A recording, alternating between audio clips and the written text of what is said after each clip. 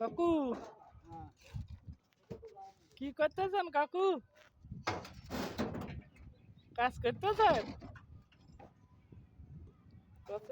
এই যে মনে করেন এই 3 তলার উপরে এই যে চিনির পরে বসে গাঁথনি করতেছেন, তাহলে কি আমাকে রিক্সের কাজ নয়?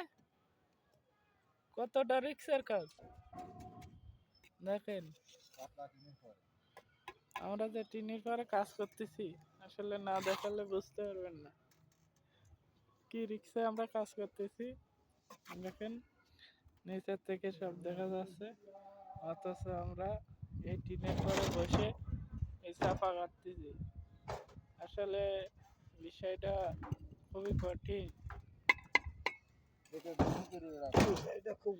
আসলে আমরা গরিব মানুষ, পেটের দায় কাজ করতে হচ্ছে আমাকে। দেখেন কোন অবস্থা।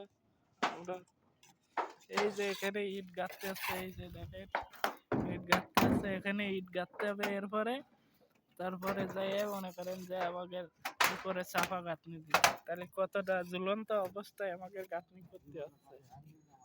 হ্যাঁ, এই যে আর একজন ইট বালি দিচ্ছে, ওখানতে নিচে একজন দাঁড়ায় আছে। দেখেন আমরা 3 তলা